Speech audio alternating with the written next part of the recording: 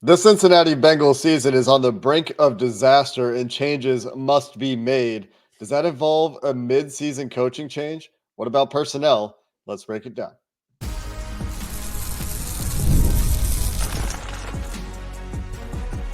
You are Locked On Bengals, your daily Cincinnati Bengals podcast. Part of the Locked On Podcast Network, your team every day. What up, Bengals fans, and welcome to another episode of the Locked On Bengals podcast. I'm your host, Jake Liscow, joined, as always, by your host, James Rapien, here on the Locked On Podcast Network, covering your team every day. We're on YouTube or everywhere you get your podcast, so if you're new to the show, you can find us wherever you found us today, or if you're interested in watching us talk, YouTube is a great option for that. If you're one of the everydayers, welcome back. If you're one of the first listeners, thanks for making us your first listen. Appreciate all the regulars. And if you're new, you can subscribe and stay up to date on all things Bengals as you clamor for the team to fire a coach here or a coach there, or trade for Dexter Lawrence and bring him back from New York with the Bengals, or whatever you think the Bengals need to do to salvage their season. We're going to start today by taking a look at the coaching staff and asking the question, because in the minds of fans, James, these seats are certainly hot. But in the minds of the Cincinnati Bengals, and we know how the Cincinnati Bengals work, I am skeptical. The question is, should seats be hot for this coaching staff right now? Sure. Of course they should. They're 1-4. There's no one in the building should feel comfortable, because, and that includes, everybody should be on notice because you're 1-4. And so when you start out like that and there's Super Bowl expectations, it's black and white to me. And I'm sure they feel that. I'm sure they feel like you're telling me Joe doesn't feel it. He talked for 12-ish minutes after the game and you could just tell. It was a deflating loss. And so the should is a no-brainer. Now that doesn't mean you fire this, you pull a New York Jets and you just fire the staff right now because they're 1-4 and because fans are frustrated. I'm not saying that. And there's much different things. Pressure to perform, well, it's there and it should be increased. I mean, last week was a must win. This week is like a must win, and you better come out and show in all phases that you can be a buttoned up team. Because we haven't seen that in any of these games. And that's a big reason why they're 1-4. And a lot of that does fall on coaching. That's why people are frustrated. So the should things be hot, I have no doubt in my mind that they should. And the key for me, because we've seen these coaches, especially you're talking about Zac Taylor, Lou Anarumo, Dan Pitcher, and I'm naming these guys knowing that one side of the ball is playing much better than the other. Darren Simmons. These guys have had their players in tight moments, in big moments. They've coached these guys when they failed in big moments. And what's happened? They've responded the right way. And I think that that's probably internally, as we push the conversation forward, how the Bengals are viewing it. They're not going to shoot from the hip, so to speak, because they expected to be really good this year and fire their coach after 5 games or fire their defensive coordinator after 5 games. But should Lou Anarumo feel pressure? Of course. Should Zac Taylor feel pressure? Of course. Should these guys, in whether you want to say Duke Tobin or ownership, that everyone should feel pressure in the building. It shouldn't be comfortable today, in today being Tuesday, as we record this, the Bengals off day, as the coaches prepare and put the game plan together for Sunday's game against the Giants. Yeah, I agree with you. I think seats should be warm, and we'll talk about each one, I think, individually. Sure. But what does a mid-season firing accomplish? That is a question that I ask when we're talking about making changes in season. I have my doubts that the long-term effects, long-term being over the course of the season, not long-term for the future, obviously long-term for the future after the season ends, not necessarily major impacts to talk about, but maybe you get a couple games of a bump, right? You make a coaching change, you've got a new guy in charge. We see this with the Panthers. We've seen this with other teams in years past where you get that couple game bounce. The Raiders last year with Antonio Pierce. You see the brief response from teams and units when you make those in-season changes. it's not necessarily sustainable. And we're still early enough in the season for a team that is still thinking about the wild card, is still thinking about figuring things out and making a run, is still exploring options for maybe player acquisition. We'll talk about that later, and my skepticism that the team is interested in adding externally. But at some point, I think you take a big picture look, right? And it's not just that they're 1-4 this season. It's the continued struggles in the early season. It's Lou Anarumo, who came into the season as PFF's 5th ranked defensive coordinator in the league, as Russ Heltman pointed out on Bengals Talk at SI.com. The idea that coming into the season, we still had all this confidence in Lou Anarumo, his ability to game plan for difficult quarterbacks. And we saw that even in week 2 against Patrick Mahomes, where they got him to make mistakes that are uncharacteristic of Patrick Mahomes. They did a pretty good job against that team. But there's this mantra from Lou that we've heard, points, not yards, because this has been a bad yardage-based defense for almost every year in Cincinnati when Anarumo's been around. Going back to the first Zac Taylor year, everything was a disaster. The defense was 25th in points allowed, 29th in yards allowed. The next year, 22nd in points allowed, 26th in yards allowed. The next year, 21, they go to the Super Bowl. The defense is much better in the postseason, to be fair, but in the regular season, 17th in points allowed, 18th in yards allowed.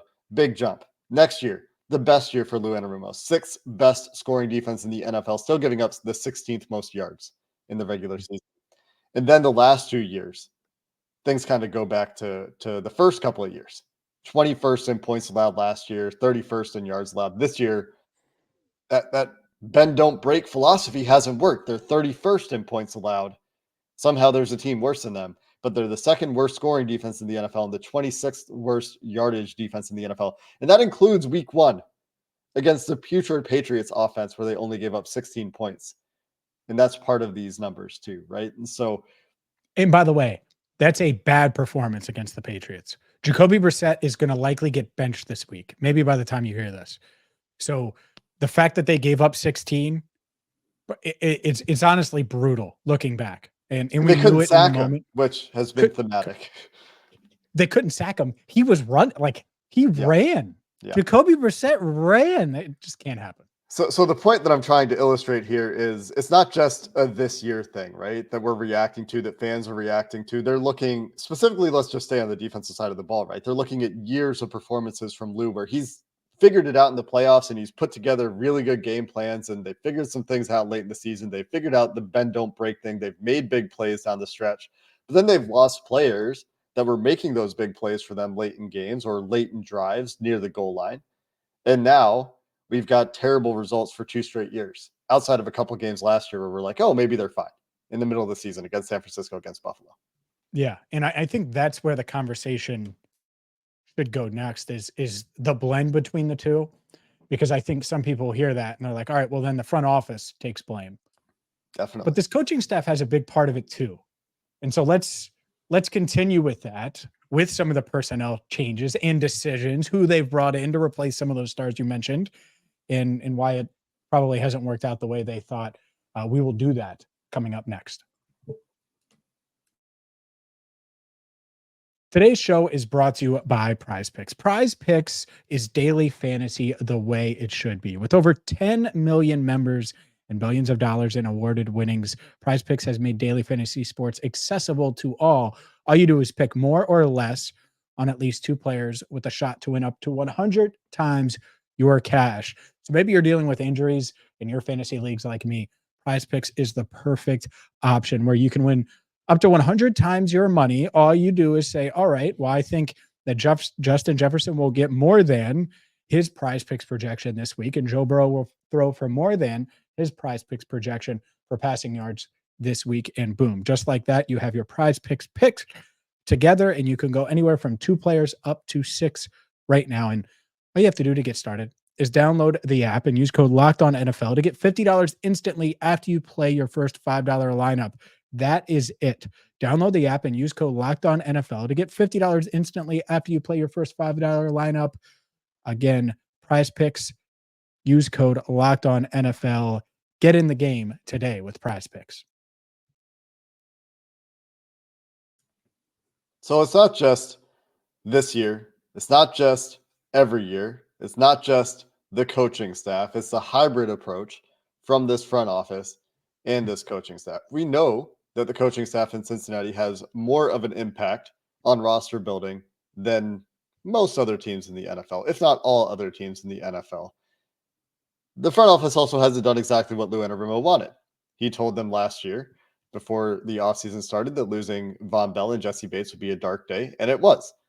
And eventually they bring Von Bell back this year, and they're trying to get the band back together, but they're missing that key cog in Jesse Bates. And in the same year, they let DJ Reader walk. And so there is this collaboration between the coaching staff and front office in Cincinnati, but there's also some clear differences in opinions on a few guys or a few decisions. And that's part of the problem too, I think, as is some of the personnel decisions in general, as far as players they've targeted to acquire. Yeah, I think that's what's interesting here is like the coaching staff loved Geno Stone, right? Like part of it is you could blame Duke, and I'm sure they signed off and blame the personnel department, but they love Geno Stone, and Geno Stone has been bad. Let's call it like it is. He has been bad through 5 weeks. Maybe he won't be bad for the final 12 weeks, 11 games, but so far bad. 11 games? Oh, 12 games. Sorry, there's still 12 games left, 18 weeks. And so maybe he has 7 interceptions over the final 12 weeks and is in position and is doing all the things that you thought he would do. We haven't seen it yet. And that's where the red flag is, because they already went down this road with Nick Scott last year. And they said, this didn't work, but Geno Stone will work. And this is just one of the many examples, right? Where it's like, okay, well, we're not going to keep this guy, but maybe we'll go with this guy. And it's tough because early on, especially when they made the leap from 2020 to 2021, think about how much they got right in free agency. Trey Hendrickson, Mike Hilton, Chidobe Awuzie are 3 big names. Other names, of course, Larry Ogunjobi, you bring him in, DJ Reader in 2020. Like all these guys, it was hit. Trey Wayne's miss, hit. It's not always going to be that way. And that's why I think we've all found out, if you have this elite talent, you keep that elite talent.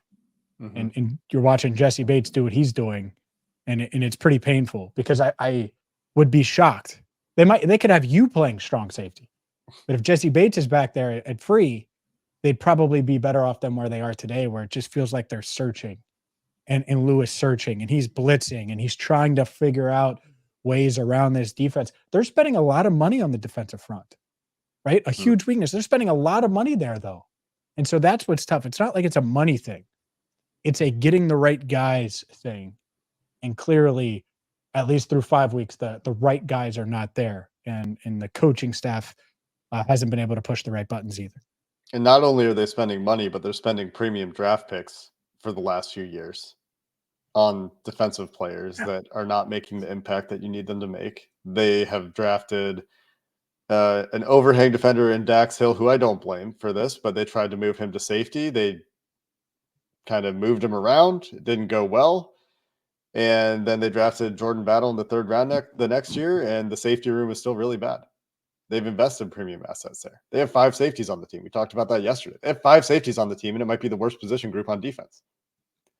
And that's with a defensive line that can't get after the passer at all. And they've also invested resources, as you mentioned, financial and draft capital in that defensive line. That is, I don't know, I guess they're actually performing better than I thought they would against the run. But part of that is, as we talked about with Mike on the film review episode yesterday, they're selling out to stop it. They're putting 4 linebackers and 4 defensive linemen on the field at times. Lou's emptying his bench. He's blitzing more than ever. He's trying things. But it's at the point where we're throwing stuff at the wall to see what sticks, and looking for something that works, and looking for something that they're good at. But they're not really good at anything right now.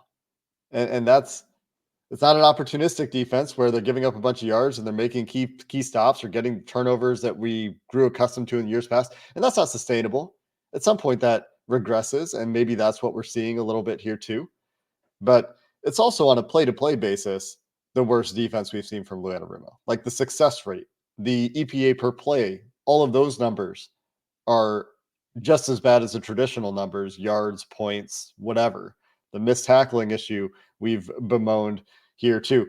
At some point, and I said this, I think, earlier this week, yes, they have a problem with some of their players not executing and not executing as we've seen them execute in the past. We have some players that aren't playing up to their level and up to their standard. But at some point, it's not just the players. It goes back to the coaching staff and the way they're approaching things. And at some point, and from the outside, it's impossible to know where this point is, which is really hard. But at some point, that does need to be the hard conversation that the Bengals are having and figuring out what their direction is. And it's not just the defense either. That's where we probably need to go. But certainly a lot of focus there when the offense is executing at a high level from an overall perspective, from a scoring perspective. We've seen them be great recently. They folded in some clutch moments, and I think that's another conversation. But giving up the second most points in the league in a year where you're supposed to be a Super Bowl contender against a soft start to their schedule that we talked about a ton this preseason is beyond unacceptable. And to me, the one thing coaching wise, like let's just say you don't have the right personnel. Missing DJ Reader, the water just isn't working, so Jesse Bates isn't you can't turn Nick Scott into Jesse Bates. I get that. You can't turn Geno Stone, and I don't think we were expecting Stone to be Bates, but we thought he'd be a sound football player. That's what's frustrating about this. Like Von Bell, Geno Stone, veterans, Jermaine Pratt. You have to be sound. Like, all right, you're not the fastest, but just do the basic stuff. And this defense isn't even doing that. And that's why you start to look at the coaching, at least for me. Like, I don't expect Geno Stone to put on a Bengals jersey and run a 4-4. But I expect him, a veteran, to start taking the right angles. I expect Vaughn to know, all right, this is the tight end that I have to stick with. I'm going to run with him. He just didn't run with him at first. Everyone's talking about how slow he is, and that's fine. But you should be in a running motion earlier then because you know he's running a go. And you could tell that you can't get beat deep there because it's one-on-one. Like those are the things that are most frustrating for me is it's these low-level mistakes that you would expect from the Jordan Battles as a rookie, the Dax Hills his first year starting, Tyson Anderson who hasn't played a lot of defensive snaps. Like if you just went with those guys, let's say they didn't touch the safety room this offseason. Those are the type of things we should be talking the first 5 weeks. Maybe you could give them a little grace. We're talking about veterans. And that's, to me at least, that's the thing that's so frustrating because it's things that they should be able to do down in and down out because we've seen it in the past, whether it's Geno in Baltimore or Vaughn here previously. Well, and I think part of it with Geno Stone specifically is getting him in a position where he can do things that he does well. And I don't know if the Bengals have figured that out for him yet. I don't think that he's suddenly this worst safety in the NFL kind of player that PFF would have you believe he is. And he's had some bad moments, don't get me wrong. We've talked about some of those bad moments, but I don't think he's just a gambler who got lucky for an entire year in Baltimore. I'm sure that's part of it. He does have, we were told, a bit of a risky approach, a bit of a gambling approach in coverage at times, but I don't think that means he's suddenly the worst player in the NFL because things aren't going his way this year. I think that part of it is what position are you putting him in? It's not like the defense has been all bad, to be clear, but they're not getting enough as a unit. They're not stringing plays together. They can't string plays together without gambling correctly on multiple plays in a row. So, yeah, it's tough. It's tough to think that there isn't some culpability at this point on the coaching staff when you've got the collection of veterans and players that have been around and have been in this system and you're not getting the results. And maybe they turn it around, right? And in 5 weeks, we're saying, it's just a slow start thing. But that's the other thing is you can't take a month to figure it out. And we've given this coaching staff a ton of credit for making adaptations in the past. But it can't take you that long. At some point, you need to start winning games early in a season, especially this year with the soft schedule they had to start. And I know Washington has been much better than expected. That's part of the disappointment too, is it's just taking too long. We'll continue with the other side of the ball as we continue to look for changes. Should they make personnel changes at safety. That's another topic that we were planning to get to here. Maybe we go there next as we finish up the show, looking for what's next for the Cincinnati Bengals team. Today's show is brought to you by FanDuel. FanDuel is America's #1 sports book. FanDuel has your Cincinnati Bengals favored. They're favored by 3.5 on Sunday night. Road favorites, the over-under set at 48.5. Well, if this Bengals defense has given us any indication, I would think that we're going to see a lot of points on Sunday night at MetLife. We're going to see this Bengals offense hopefully continue to score the 30+ that they've done the past 3 weeks. That's what's crazy, Jake. 30+ the past 3 weeks. They finally are reaching the mark that I've given them for years, and they're 1-2 over that span. Get in on the action right now with FanDuel, and whether it's with the Bengals, whether you're betting against the Bengals, you can do that too. Maybe NBA futures. The point is America's #1 sports book has everything you need, and right now you'll get started with $200 in bonus bets guaranteed when you place your first $5 bet. It's that simple. You go to FanDuel.com, place that first $5 bet, and you will get $200 in bonus bets guaranteed. Again, that's FanDuel.com.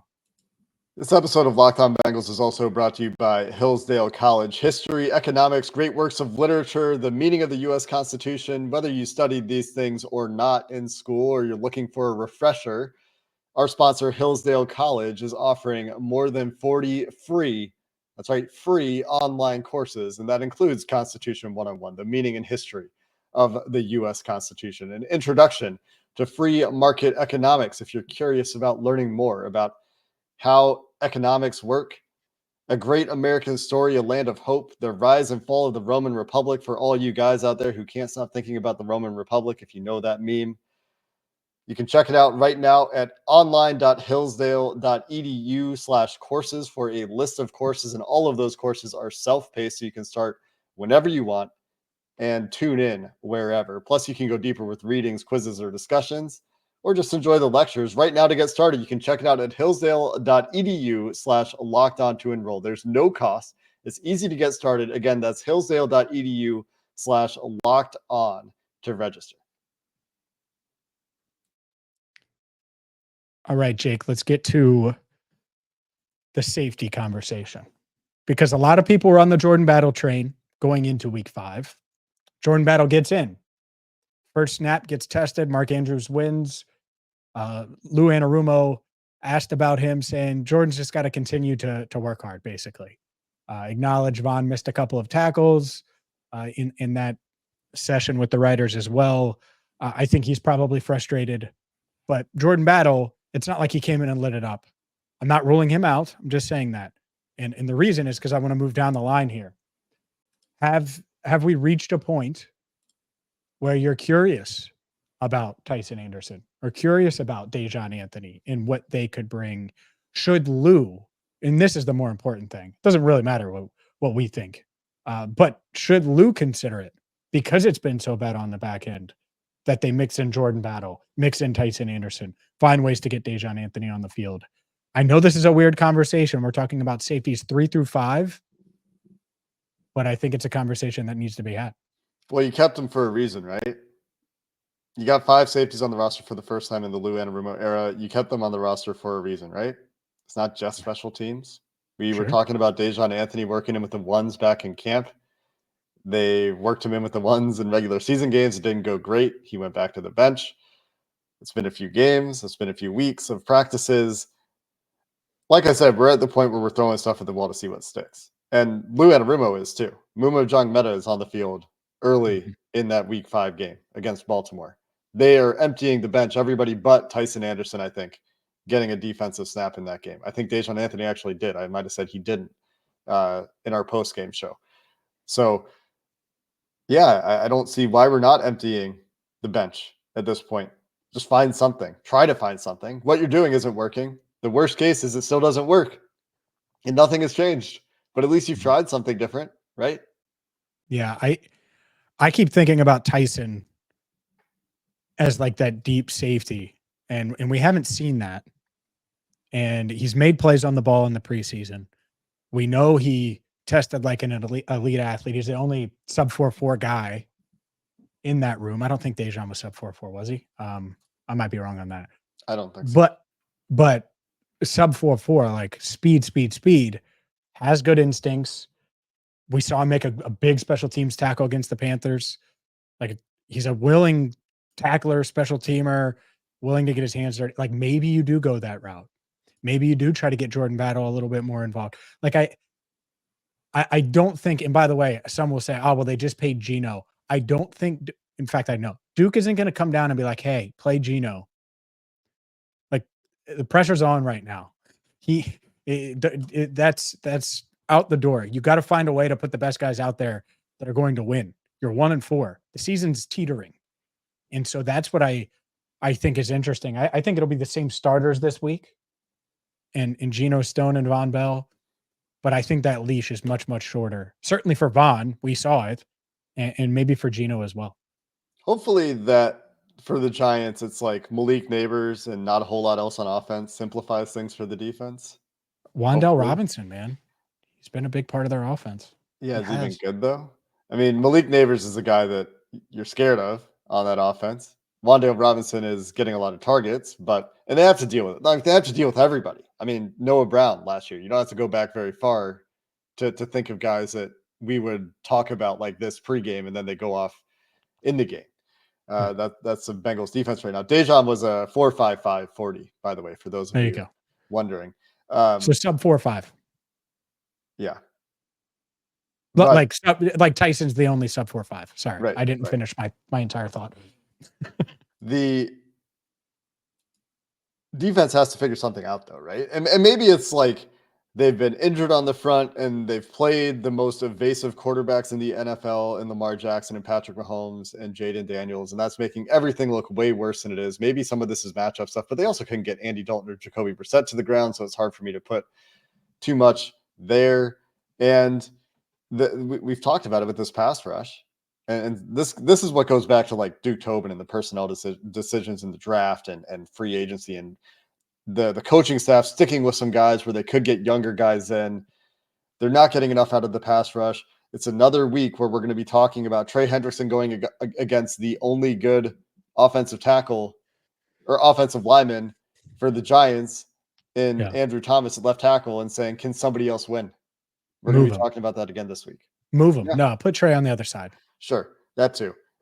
That's honestly a pretty basic idea that they could try to try to get some pressure. Shocker. Yeah. That we don't even like doesn't even come into my head because they haven't really done it more than like a handful of snaps here or there. Yeah. Last thing. Go ahead. Rankins is the other hope. Yeah. This week is that you have Sheldon back, and they desperately need him. Like us needing water at training camp, Jake. Yeah. Need him to give a little pass rush in the middle there. Yeah. It would be a good week for it too. The interior of that Giants offensive line isn't something to write home about by any means.